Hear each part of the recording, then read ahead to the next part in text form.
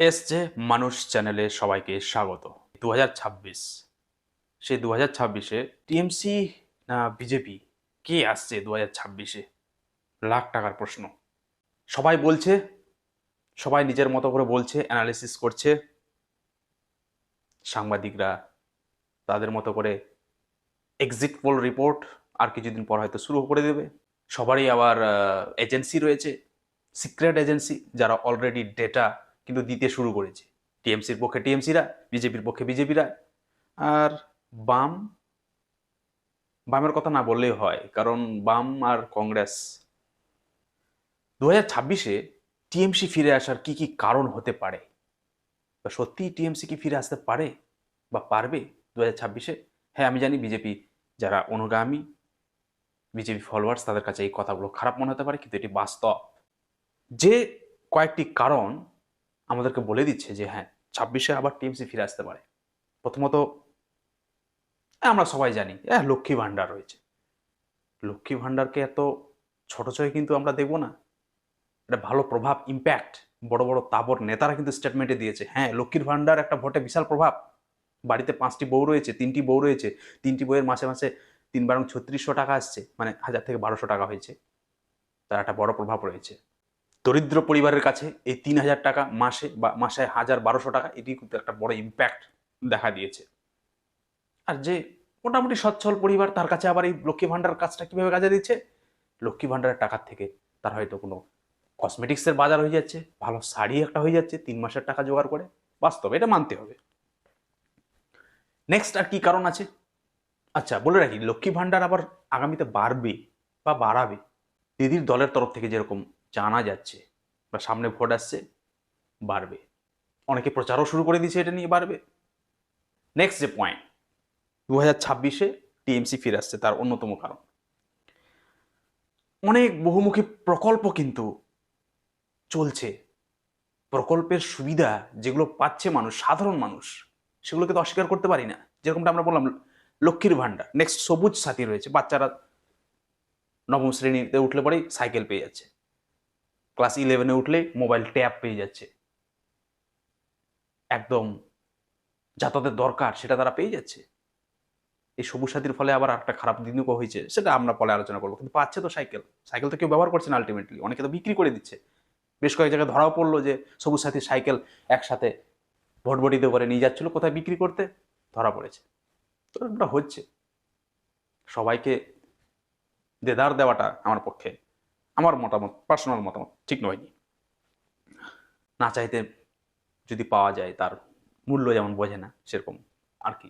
তো যাই হোক, এটার একটা ইম্প্যাক্ট আছে, যেরকমটা বললাম, লক্ষ্মী ভাণ্ডার, ট্যাব, সবুজ সাথী, যুবশ্রী, কন্যাশ্রী, 25 বছর হয়ে গেলে কন্যাশ্রী পাবে। বিশাল বড় একটা ইম্প্যাক্ট। আরও আছে কৃষকদের জন্য কৃষক বন্ধু। আর কি আছে কৃষক বন্ধুর সাথে সাথে? বন্যা, খরা, আগুনে ফসল নষ্ট, এগুলোর জন্য তো সরকারি প্রকল্প রয়েছে। আর মারা গেলে আবার সমব্যথী প্রকল্প রয়েছে। হয়তো প্রকল্পের ছড়াছড়ি আমরা দেখতে পাচ্ছি। দিদি করে দেখিয়ে দিয়েছে, সেন্ট্রাল যদি আমাকে সাহায্য না করে, 100 দিনের কাজের প্রকল্পে ফান্ড দেবো না, আমি অনেক প্রকল্প কিন্তু চালিয়ে রাখবো, যেগুলো সরাসরি আমি ফল পাবো ভোট বাক্সে। তো এটা আপনি যদি বিজেপির সমর্থক হয়ে থাকেন, খারাপ মনে হতে পারে। হ্যাঁ, টিএমসি সমর্থক যদি দেখেন, অবশ্যই ভালো মনে হবে। বাস্তবেই এগুলো প্রভাব পড়ছে মানুষের মধ্যে, গ্রাম বাংলায় বোঝানো যাচ্ছে না। হ্যাঁ, এবার চলে আসি স্ক্যাম, স্ক্যাম, স্ক্যাম। কয়লা চুরি, বালু চুরি, চাকরি চুরি, পুকুর ভরাট, বেনিয়ম নির্মাণ, কারি কারি টাকা ঘর থেকে উদ্ধার, অভয়ার কেস। কি হলো? কিছু করতে পেরেছে? কিছু করা সম্ভব হয়নি। হ্যাঁ, তদন্ত গিয়েছে, ইডি, সিবিআই, সেন্ট্রাল এজেন্সি লেগে পড়েছে তদন্তে, তদন্ত চলছে। সাধারণ মানুষের মনে একটা আশা ছিল যে হ্যাঁ, একটা ভালো তদন্ত, একটা স্পষ্ট আউটকাম বা রেজাল্ট আমরা পাবো, নিশ্চয়ই কিছু একটা বেরোবে। রাঘব বোয়ালটি ধরা পড়েছে বা ধরা পড়বে, ধরা পড়ে জামিনে আবার অনেকে বেরিয়েও গেল, সেটা আলাদা ব্যাপার। তো আলটিমেট নিট ফল কি কি হলো? একটা দুর্নীতি হলো, সেখানে একটা তদন্ত হলো, where is the ultimate statement? কি আমার তো জানা নেই। যাই হোক, আজকাল মোবাইল ইন্টারনেটের যুগে আপনারা যদি জানেন লাস্ট আপডেট কি সেটা কমেন্টে জানাতে পারেন। তো মোট কথা এত কিছু নো ইম্প্যাক্ট, কোনো প্রভাব পড়বে না, গ্রাম বাংলায় পড়বে না। গ্রাম বাংলার মানুষ যে পরিমাণ ভাতার সুবিধা নিচ্ছে, যেভাবে তারা বিভিন্ন প্রকল্পে আষ্টে পৃষ্ঠে জড়িয়ে রয়েছে, দিদিকে তারা চাইবে। তাহলে বিজেপি আসার কি কোনো সম্ভাবনা নেই? হ্যাঁ, সম্ভাবনা আছে, সেটি সম্পর্কে আমি বলবো। তো প্রথমে যে পার্টটি আমরা আলোচনা করলাম যে টিএমসি কিন্তু ফিরছে 2026-এ। শক্তিশালী টিএমসির আইটি সেল রয়েছে। টিএমসির নেতাদের মধ্যে প্রচণ্ড প্রচার করার জন্য যে অ্যাক্টিভ দৌড়াদৌড়ি, সেটা অলরেডি শুরু হয়ে গেছে। টিএমসি জিতলে একটি মুখ মুখ্যমন্ত্রী হওয়ার, কি অভিষেক ব্যানার্জি? না, মমতা ব্যানার্জি। কিন্তু বিজেপির কি কে? শুভেন্দু, কৌস্তব বাগচি, শ্রমিক ভট্টাচার্য, তথাগত? জানা নেই, জানা থাকলে বলবেন। সবশেষ মোক্ষম জবাব, মোক্ষম দাওয়ায়, সেটা কি? এসআইআর আতঙ্ক। হ্যাঁ, আমরা জানি যে এসআইআর হওয়াতে কিন্তু আমরা বুঝতে পারলাম যে আলটিমেট আমাদের রাজ্যে, আমাদের এই দেশে এত বাংলাদেশি ছিল, ওই মনে হয়নি তো কখনো এত বাংলাদেশি।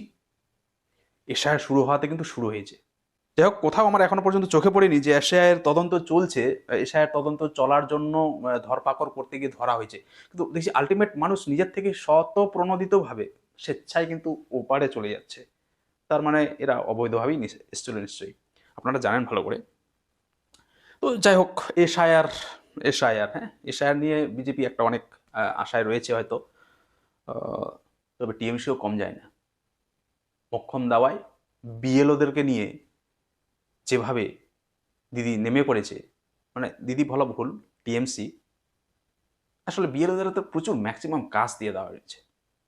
তাদের চাপ, এবার দেখো সবার শারীরিক পরিস্থিতি, মানসিক পরিস্থিতি, পারিবারিক পরিস্থিতি তো এক নয়। সবাইকে একইভাবে দায়িত্ব বন্টন করে দিয়ে একটা টাইম ফিক্সড করে দিয়ে কাজ চালানো একটু চাপের হয়েছে। যাই হোক, এটা নিয়ে বিশেষজ্ঞরা বলবেন। তো এসআইআর বিজেপির কাছে অস্ত্র হলো রোহিঙ্গা আউট, হিন্দু ভোট সব পাবো, রাজনৈতিক ফায়দার কথা বলছে আর কি। কিন্তু না, দিদির কাছে আবার চাল রয়েছে। কি চাল রয়েছে? মতুয়াদের ভোট।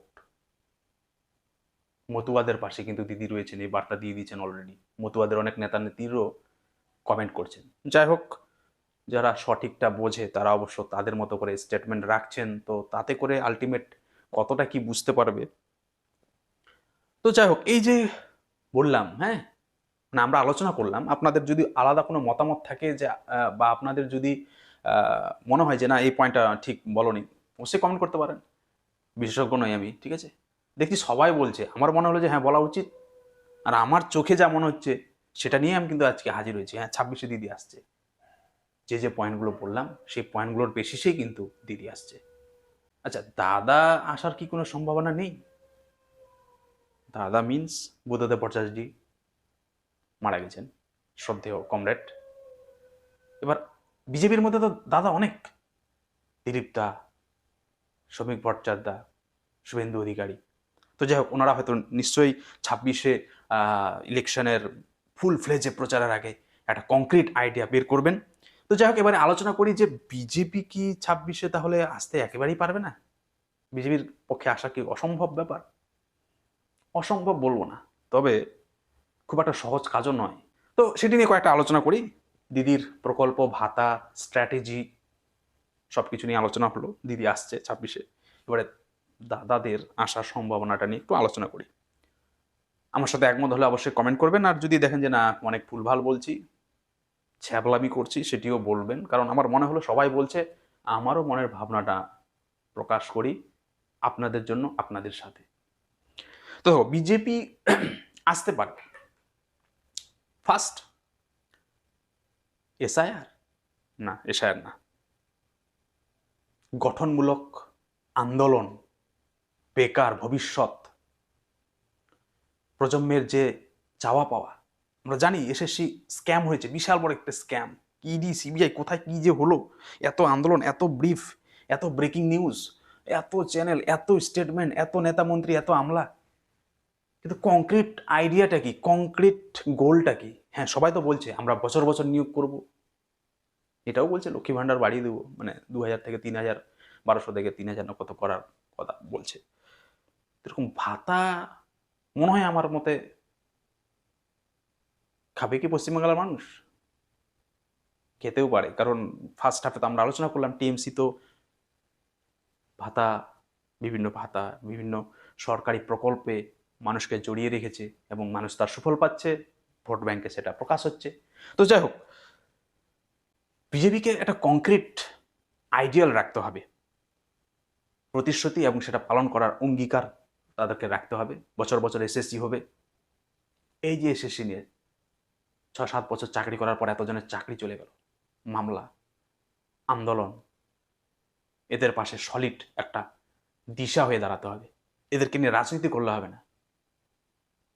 জানি অনেকে আইনি সাহায্য প্রদান করছেন ওনাদেরকে, এটুকু আমি বলবো, যতটুকু জানি আমার ছোট নেটওয়ার্কে এসেছে যে খবরগুলো। নেক্সট কি, বেকারত্ব দূর করার জন্য চিন্তা ভাবনা, যেটা আমরা বললাম। আর ভাতা তো অবশ্যই প্রত্যেকটা সরকারের, ভারতে আমরা যদি দেখি যে ভারতে কিন্তু প্রত্যেকটা সরকার যে যেখানে রয়েছে মানুষকে পাইয়ে দেওয়ার রাজনীতি যাকে বলি আমরা, অর্থাৎ বিভিন্ন প্রকল্প, জনমুখী প্রকল্প, ভাতা, এগুলো চালিয়ে উপকারিতা রয়েছে, প্রয়োজনীয়তাও রয়েছে, কিন্তু ভোট ব্যাংকও রয়েছে, এটা মানতে হবে, আপনারা মানুন বা না মানুন। নেক্সট রয়েছে দুর্নীতি। দেখো, এই দুর্নীতি ব্যাপারটা অনেক, এবার দুর্নীতির কথা বলতে গেলে তো উত্তরপ্রদেশ আর অন্যান্য যে সমস্ত রাজ্য রয়েছে, বিহারের রিসেন্ট নীতিশ কুমার এনডিএ জোট আসলো, দুর্নীতি কি সেখানে হয়নি? অনেক দুর্নীতি। আপনারাও বলবেন বিজেপি শাসিত রাজ্যে কি দুর্নীতি হয় না? হ্যাঁ, প্রচুর দুর্নীতি রয়েছে, কিন্তু দুর্নীতি নিয়ে স্পষ্ট একটা বার্তা দিতে হবে। চায়ের দোকান থেকে দুর্নীতি শুরু করার মানসিকতা বা টেন্ডেন্সি, সেটাকে ছেড়ে ফেলতে হবে। আর অবশ্যই বিজেপির দলীয় কন্দল, সেটা একটু সামলাতে হবে। বিজেপি প্রথম দিকে হিন্দুত্ববাদ নিয়ে অনেক কিছু বলেছে। হ্যাঁ, হিন্দুত্ববাদ বলবো না খারাপ, উগ্র হিন্দুত্ববাদ ভালো নয়, এই জন্য আবার আপনারা আমাকে বামপন্থী বলে ভাববেন না। হ্যাঁ, সব পন্থাই ভালো, ঠিক আছে। সবার টার্গেট তো মানুষের জন্য ভালো করা, মানুষকে ভালো রাখা, মানুষকে ন্যাচারাল প্রসেসে তাদেরকে সুস্থ স্বাভাবিকভাবে রাখা। কিন্তু কেন জানি না কোথার থেকে কোন সব রাজনীতিবিদ, বড় বড় বিজ্ঞ রাজনীতিবিদ, ওস্তাদ এসে প্রত্যেকটা দলকে কলুষিত করেছেন বা করেন। তো যাই হোক, যেরকমটা বললাম যে তাহলে দিদির লোকেরা বা বিরোধীরা যেরকম বলছে ইডি সিবিআই বিজেপি নিজের নিয়ে থেকে কাজে লাগাচ্ছে, কাজে লাগিয়ে ইমেজকে, টিএমসির নেতামন্ত্রীদের ইমেজকে কলুষিত করার চেষ্টা করছে, ফেডারেল স্ট্রাকচারে আঘাত হানছে, এসব কিছু ঊর্ধ্বে উঠে বিজেপিকে স্পষ্ট কিন্তু একটা গাইডলাইন নিয়ে চলতে হবে, তবে বিজেপি আসবে। আর হিন্দুত্ববাদ, যারা হিন্দুত্ববাদ পছন্দ করে তারা অবশ্যই তাদের মতামত রাখবে। তবে রিসেন্ট যা দেখা যাচ্ছে, বিজেপি কিন্তু উগ্র হিন্দুত্ববাদ থেকে একটু সরে এসেছে, ঠিক আছে। টিএমসি যারা সাপোর্টার তারা আমাকে ভাববেন না যে আমি বিজেপির হয়ে কথা বলছি, না। যা রিসেন্ট যা দেখি, যা শুনি, সত্যিটা বলার চেষ্টা করি। আপনারা সোশ্যাল মিডিয়া বা ইন্টারনেটে ঘাটলে এগুলো পাবেন। বিজেপির উঁচু শ্রেণীর নেতারা কিন্তু সেই উগ্র হিন্দুত্ববাদ থেকে সরে এসেছে কিছুটা, ঠিক আছে। সবার নিজের নিজের ধর্ম, নিজের নিজের সংস্কৃতি, নিজের নিজের দলীয় আদর্শ নিয়ে কথা বলার অধিকার রয়েছে। তো যাই হোক, যেটা বলছিলাম যে তারা দুর্নীতি, বেকারদের নিয়ে চিন্তা ভাবনা, জনমুখী প্রকল্পগুলো অবশ্যই চালিয়ে যেতে হবে। আর এসআইআর নিয়ে যে বিভ্রান্তি বা যে ভয়, বিএলওরা যেরকম বিড়ম্বনার মধ্যে রয়েছেন, তাদের একটা স্পষ্ট গাইডলাইন, তাদেরকে অ্যাসিস্ট করার মানসিকতা। একই সাথে মতুয়া আন্দোলন যেভাবে দিদি ঝাঁপিয়ে পড়েছেন, মতুয়াদের সম্পর্কে স্ট্রং একটা সিম্পল স্টেটমেন্ট বিজেপির তরফ থেকে অবশ্যই দরকার। জানি না অলরেডি দিয়েছেন কিনা, আমার এতটা নলেজ নেই। তো এগুলো মোট কথা করতে হবে, ঠিক আছে। আর একটা মজার জিনিস, সেটা হলো কি, ভোট আসার আগে দল চেঞ্জ। বিজেপির বড় বড় নেতা হোক বা টিএমসির বড় বড় নেতা হোক, দল চেঞ্জ। বেনো জল, কি জল বলছে? বেনো জল। বেনো জলের মতো ঢুকে পড়ে, ঠিক আছে। চারদিকে পাল্লা ভারী, সেদিকে হওয়ার চেষ্টা করে, অনেকে যায় অনেকে আসে। এরপরে আমরা নেক্সট ভিডিওতে যাব, হ্যাঁ, সেটা নিয়ে আলোচনা করব, এই বেনো জলের ইম্প্যাক্ট অন ইলেকশন। তো তো সেগুলো কিন্তু আটকাতে হবে, ঠিক আছে, বিজেপিকে। যেটা লাস্ট ইলেকশনেও করেছিল, যে আসছে তাকে হুড়মুড় করে নিয়ে নিচ্ছে। ও দলের হয়ে কাজ করবে না, দলের সব ভেতরের খবর বাইরে দেবে, কেউ জানে না। তো যাই হোক, মুখ্যমন্ত্রীর মুখ স্পষ্ট করতে হবে, ভবিষ্যৎ প্রজন্ম নিয়ে কথা বলতে হবে। দুর্নীতি, কয়লা, বালু, গরু যা কিছু রয়েছে এগুলো নিয়ে যে সমস্ত নেতারা টিএমসির লেজে গবরে হয়েছেন, লেজে গবরে হয়ে থেকেও কারবার চালিয়ে গেছেন, তো এই সমস্ত টেন্ডেন্সি এই দলের মধ্যে যাতে না আসে সেটাও দেখতে হবে। তো এই সমস্ত কিছু যদি দেখে অবশ্যই বিজেপিরও আসার সম্ভাবনা রয়েছে। বাকিটা তারা যেভাবে দেখবে। আপনি আপনার কোন সরকারকে চান বা আপনি আপনার কোন দলকে দেখতে চান রাজ্যের প্রশাসনিক ক্ষমতা নেবে, সেটি কমেন্টে অবশ্যই জানাবেন। খুব বিশেষ তথ্যপূর্ণ হয়তো হলো না, কিন্তু আমার মনে হলো যে এগুলো পয়েন্ট কিন্তু ওঠা দরকার বা এগুলো পয়েন্ট অনেকে ভাবছে। আপনিও যদি একমত হয়ে থাকেন অবশ্যই কমেন্টে জানাবেন। তো ভিডিওটি দেখার জন্য অসংখ্য ধন্যবাদ। এস জে মানুষ চ্যানেলটিকে সাবস্ক্রাইব করে আমাদের সাথে থাকবেন। যা দেখি যা শুনি সত্যটা বলার চেষ্টা করি। ধন্যবাদ।